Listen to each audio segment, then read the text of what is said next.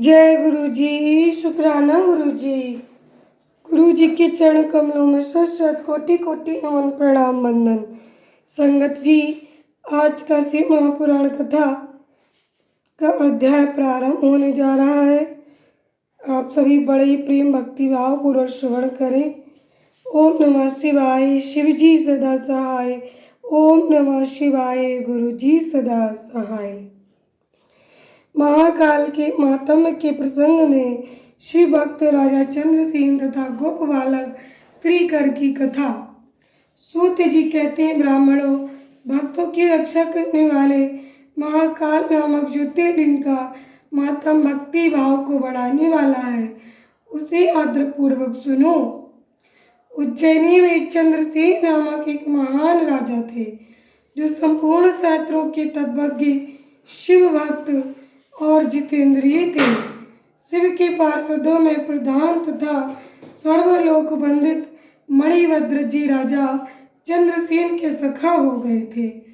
एक समय उन्होंने राजा पर प्रसन्न होकर उन्हें चिंतामणि नामक महामणि प्रदान की, जो कौस्तुभ मणि तथा सूर्य के समान दीप्यमान थी। देखने, सुनने अथवा ध्यान करने पर भी मनुष्य को निश्चय मंगल प्रदान करती थी। भगवान शिव के आश्रित रहने वाले राजा चंद्रसेन उस चिंतामणि को कंठ में धारण करके जब सिंहासन पर बैठते, तब देवताओं में सूर्य नारायण की भांति उनकी शोभा होती थी। नरश्रेष्ठ चंद्रसेन के कंठ में चिंतामणि शोभा देती थी। ये सुनकर समस्त राजाओं के मन में उस मणि के प्रति लोभ की मात्रा बढ़ गई और वे क्षुब्ध रहने लगे। तदनंतर वे सब राजा चित्रंगड़ी सेना के साथ आकर युद्ध में चंद्रसेन को जीतने के लिए उद्यत हो गए। वे सब परस्पर मिल गए थे और उसके साथ बहुत से सैनिक थे। उन्होंने आपस में संकेत और सलाह करके आक्रमण किया और उज्जैनी के चारों द्वारों को घेर लिया। अपनी पुरी को संपूर्ण राजाओं द्वारा घिरी हुई देख राजा चंद्रसेन उन्हीं भगवान महाकालेश्वर की शरण में गए और मन को संदेह रहित करके दृढ़ निश्चय के साथ उपवास पूर्वक दिन रात अनन्य भाव से महाकाल की आराधना करने लगे। उन्हीं दिनों उस श्रेष्ठ नगर में कोई ग्वालिन रहती थी, जिसके एकमात्र पुत्र था। वह विधवा थी और उज्जैनी में बहुत दिनों से रहती थी। वह अपने 5 वर्ष के बालक को लिए हुए महाकाल के मंदिर में गई और उसने राजा चंद्रसेन द्वारा की हुई महाकाल की पूजा का आदर पूर्वक दर्शन किया। राजा के शिव पूजन का वह आश्चर्य में उत्सव देखकर उसने भगवान को प्रणाम किया और फिर वह अपने निवास स्थान पर लौट आई। ग्वालिन के उस बालक ने भी वह सारी पूजा देखी थी, अतः घर आने पर उसने कौतूहलवश शिव जी की पूजा करने का विचार किया। एक सुंदर पत्थर लाकर उसे अपने शिविर से थोड़ी ही दूर पर उसने शिविर के एकांत स्थान में रख दिया और उसी को शिवलिंग माना। फिर उसने भक्ति पूर्वक कृत्रिम गंध, अलंकार, वस्त्र, धूप, दीप और अक्षत आदि द्रव्य जुटाकर उनके द्वारा पूजन करके मनाकल्पित दिव्य नैवेद्य भी अर्पित किया। सुंदर सुंदर पत्तों और फूलों से बारंबार पूजन करके भांति भांति से नृत्य किया और बारंबार भगवान के चरणों में मस्तक झुकाया। इसी समय ग्वालिन ने भगवान शिव में आसक्त चित्त हुए अपने पुत्र को बड़े प्यार से भोजन के लिए बुलाया, परंतु उसका मन तो भगवान शिव की पूजा में लगा हुआ था। अतः जब बारंबार बुलाने पर भी उस बालक को भोजन करने की इच्छा नहीं हुई, तब उसकी माँ स्वयं उसके पास गई और उसे शिव के आगे आंख बंद करके ध्यान लगाए बैठा देख उसका हाथ पकड़कर खींचने लगी। इतने पर भी जब वह ना उठा, तब उसने क्रोध में आकर उसे खूब पीटा। खींचने और मारने पीटने पर भी जब उसका पुत्र नहीं आया, तब उसने वह शिवलिंग उठाकर दूर फेंक दिया और उस पर चढ़ाई हुई सारी पूजा सामग्री नष्ट कर दी। एक देख बालक हाय हाय करके रो उठा। रोज से भरी हुई ग्वालिन अपने बेटे को डांट फटकार कर पुनः घर में चली गई। भगवान शिव की पूजा को माता के द्वारा नष्ट की गई देख हुए बालक देव देव महादेव की पुकार करते हुए सहसा मूर्छित होकर गिर पड़ा। उसके नेत्रों से आंसुओं की धारा प्रवाहित होने लगी।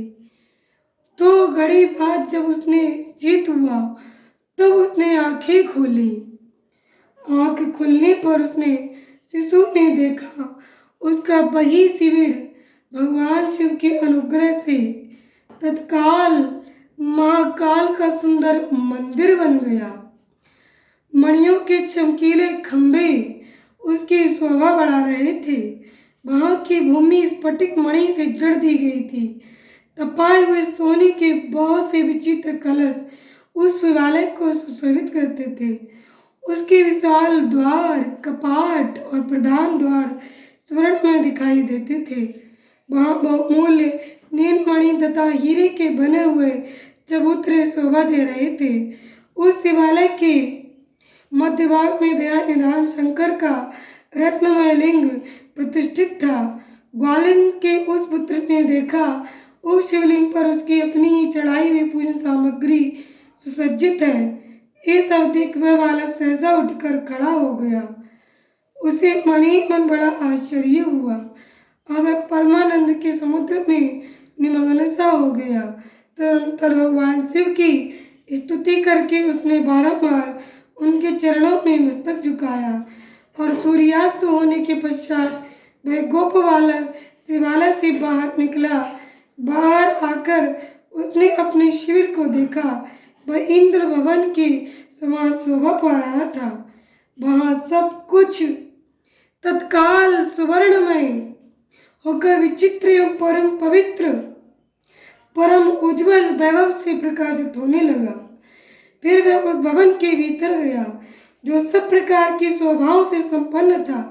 उस भवन में सर्वस्त्र मणि, रत्न और सुवर्ण ही जड़े गए थे।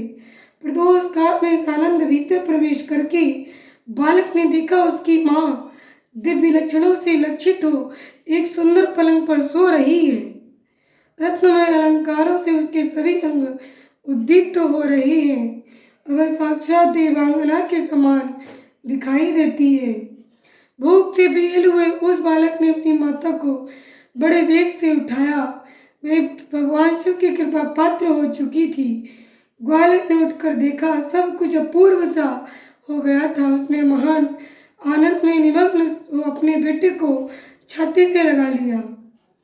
पुत्र के मुख से गिरजापति की कृपा प्रसाद का विशारा वृत्तांत सुनकर ग्वालिन ने राजा को सूचना दी, जो निरंतर भगवान शिव के भजन में लगे रहते थे।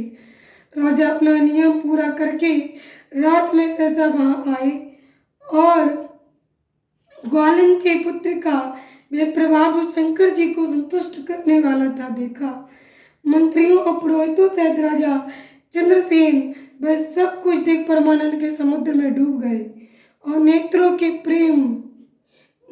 से प्रेम के आंसू बहाते तथा प्रसन्नता पूर्वक शिव के नाम का कीर्तन करते हुए उन्होंने उस बालक को हृदय से लगा लिया।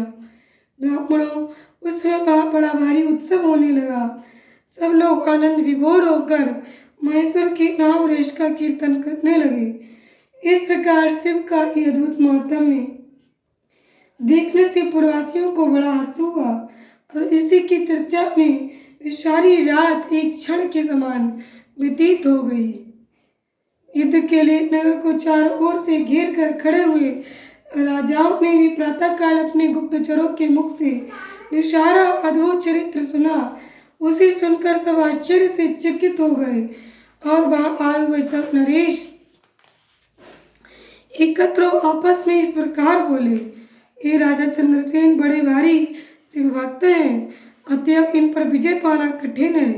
ये सर्वथा निर्भय होकर महाकाल की नगरी उज्जैनी का पालन करते हैं, जिसकी पुरी के बालक भी ऐसे शिव भक्त हैं। वे राजा चंद्रसेन तो महान शिव भक्त हैं ही। इनके साथ विरोध करने से निश्चय ही भगवान शिव क्रोध करेंगे और उनके क्रोध से हम सब लोग नष्ट हो जाएंगे। अतः इन नरेश के साथ हमें मेल मिलाप भी कर लेना चाहिए। ऐसा होने पर महेश्वर हम पर बड़ी कृपा करेंगे। सूत जी कहते ब्राह्मणों, ऐसा निश्चय करके शुद्ध हृदय वाले उन सब गोपालों ने हथियार डाल दिए। उनके मन में वैर भाव निकल गया। वे सभी राजा अत्यंत प्रसन्न हो चंद्रसेन की अनुमति ले महाकाल की रमणीय नगरी के भीतर गए। वहां उन्होंने महाकाल का पूजन किया।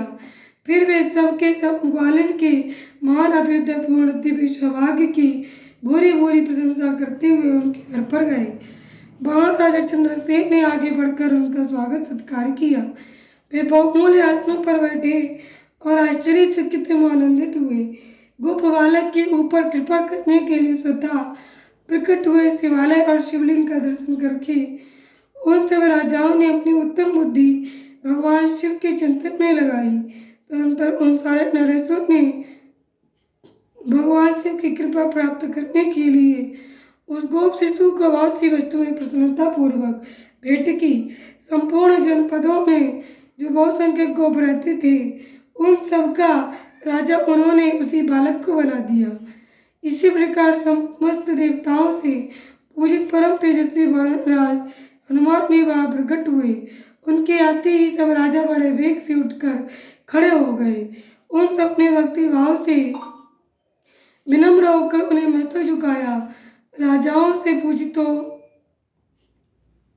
बालक हनुमान जी उन सब के बीच में बैठे और उस गोपालक को हृदय से लगाकर उन नरेशों की ओर देखते हुए बोले, राजाओं, तुम सब लोग तथा दूसरे देहधारी भी मेरी बात सुने, इससे तुम लोगों का भला होगा।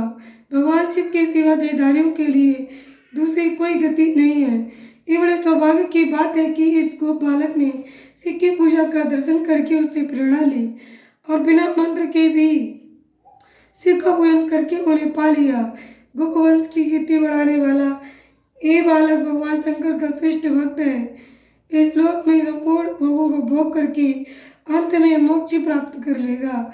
इसकी वंश परंपरा के अंतर्गत 8वीं पीढ़ी में माँ यशस्वी नंद उत्पन्न होंगे, जिनके यहाँ साक्षात भगवान नारायण उनके पुत्र रूप से प्रकट हो श्री कृष्ण नाम से प्रसिद्ध होंगे।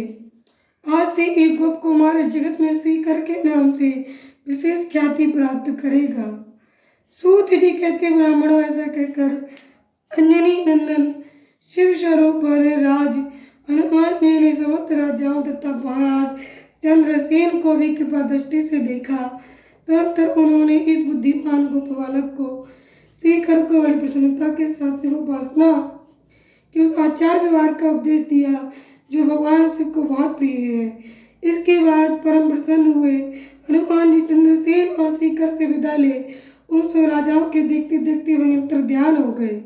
वे सब राजा हर्ष में भरकर सम्मानित हो महाराज चंद्रसेन की आज्ञा ले जैसे आए थे वैसे ही लौट गए। महातेजस्वी श्रीकर भी हनुमान जी का उपदेश पाकर धर्मों की ब्राह्मणों के साथ शंकर जी की उपासना करने लगा। महाराजा चंद्रसेन और गोप बालक श्रीकर दोनों ही बड़ी प्रसन्नता के साथ महाकाल की सेवा करते थे। उन्हीं की आराधना करके उन दोनों ने परम पद प्राप्त कर लिया।